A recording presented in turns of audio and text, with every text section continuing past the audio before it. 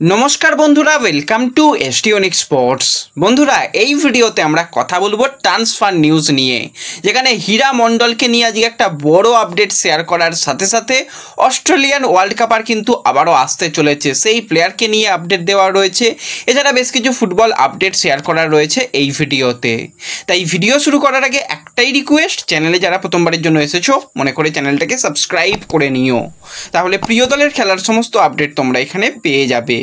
তো চলো আর দেরি না করে ভিডিও শুরু করা যাক।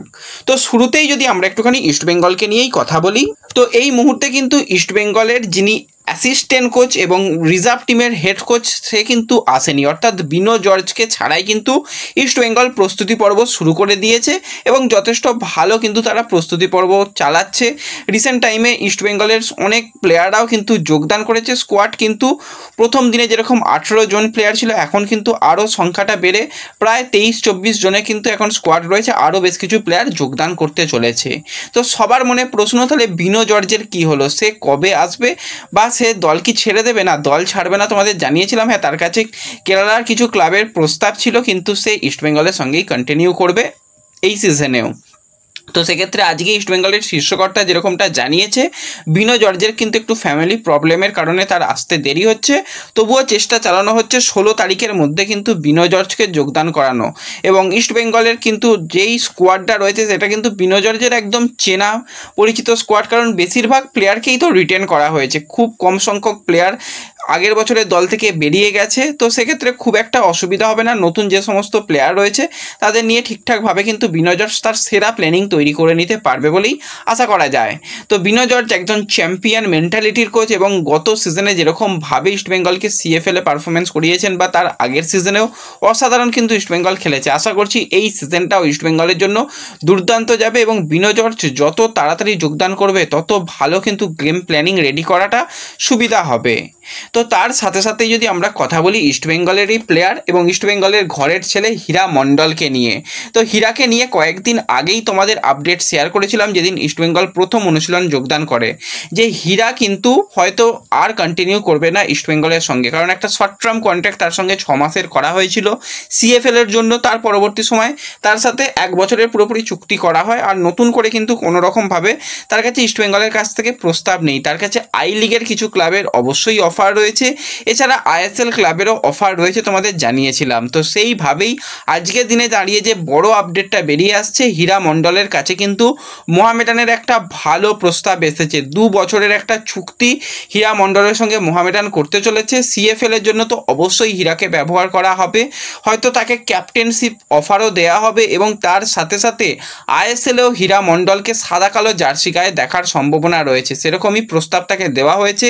কথাবার্তা একদম চূড়ান্ত পর্যায়ে চলে গেছে, সব কিছু যদি ঠিকঠাক থাকে তাহলে আরও একবার সাদা কালো জার্সি পরতে চলেছে হীরা মণ্ডল, কারণ এর আগে মোহামেডান এসে খেলেছিল, মোহামেডান থেকেই কিন্তু তার ইস্টবেঙ্গলে আসা, আবার সে ইস্টবেঙ্গল থেকে এবার বলতে গেলে ইস্টবেঙ্গলে খেলে সে আবারও মোহামেডানে ফিরে যেতে চলেছে।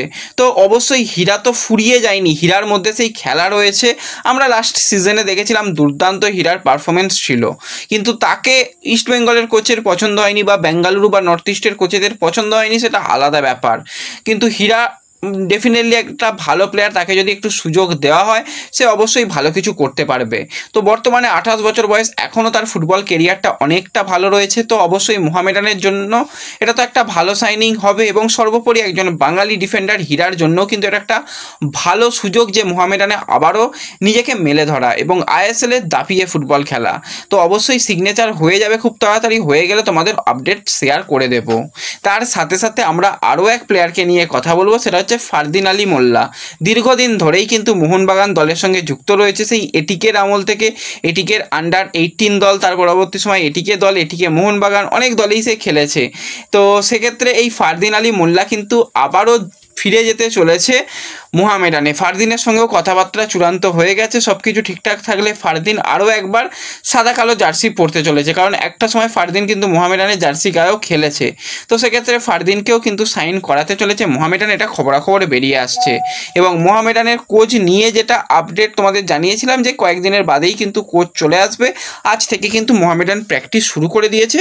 ব্যাস ভালো লাগছে দেখে, অন্তত তারা সিএফএলে দল নামাতে পারবে এবং তারা চাইছে কিছুদিন বাদে অন্তত খেলা দিতে, তাহলে কিন্তু তাদের জন্য সুবিধা হবে এবং তাদের মাঠও এখনও প্রস্তুত নয়।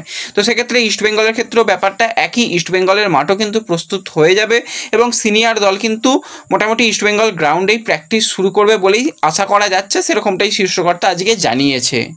তো এর সাথে সাথে আমরা যদি একটুখানি এফসি গোয়াকে নিয়ে কথা বলি, তো এই সিজনে কিন্তু সুপার কাপ চ্যাম্পিয়ন হয়ে এশিয়া মঞ্চে এফসি গোয়া তারা নাম লিখিয়েছে।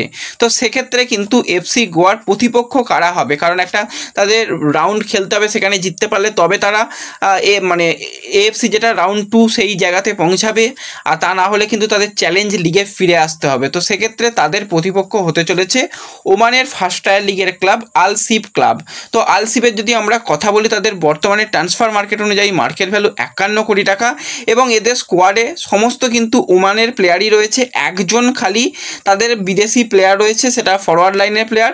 তাছাড়া পুরো দলটাই কিন্তু ওমান প্লেয়ারদের নিয়ে তৈরি এবং তারা যথেষ্ট তাদের দেশে ভালো পারফরমেন্স করে আসছে। তো এফসি গোয়ার বিরুদ্ধে তারা খেলবে এবং সেটা কিন্তু ইন্ডিয়াতেই খেলা হবে। গোয়া তারা তাদের ঘরের মাঠে আল সিফের বিরুদ্ধে নামবে এবং জিততে পারলেই কিন্তু তারা এএফসি চ্যাম্পিয়ন্স লিগ 2-এ খেলার সুযোগ পাবে, আর যদি না জিততে পারে তো সেক্ষেত্রে তাদের চ্যালেঞ্জ লিগ খেলতে হবে।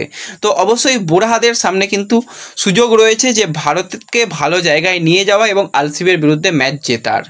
তো এর সাথে সাথে আমরা যদি একজন বিদেশি প্লেয়ারকে নিয়ে কথা বলি, সেই প্লেয়ারকে কিন্তু আমরা আইএসএলের মঞ্চে খেলতে দেখেছি।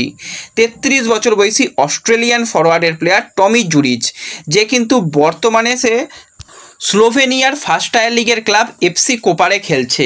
এবং টমি জুরিচের যদি আমরা পারফরমেন্স নিয়ে কথা বলি, লাস্ট সিজনটা কিন্তু টমির জন্য দুর্দান্ত গেছে। টোটাল 26টা ম্যাচ খেলেছে, সেখানে কিন্তু 16টা গোল, 2টো অ্যাসিস্ট কিন্তু আমরা এই অস্ট্রেলিয়ান ওয়ার্ল্ড কাপারের কাছ থেকে দেখতে পেয়েছি। এবং টমি জুরিচ কিন্তু ইন্ডিয়াতেও খেলে গেছে, তার কিন্তু নর্থ ইস্টের জার্সি গায়ে খেলার অভিজ্ঞতা রয়েছে। কয়েকটা ম্যাচে খেলেই কিন্তু নিজের যে ঝলক, যে কেন তাকে ওয়ার্ল্ড কাপার বলা হয়, সেটা কিন্তু সে দেখিয়েছিল। নর্থ ইস্টের জার্সি গায়ে 6টা ম্যাচে 5টা গোল ছিল, তারপর ইনজিওর্ড হয়ে যায়, তারপর তাকে ছেড়ে দেওয়া হয়। বর্তমানে সেরা পারফরমেন্স করছে এবং এফসি কোপারের হয়ে কিন্তু 2027 সাল পর্যন্ত কন্ট্রাক্ট রয়েছে।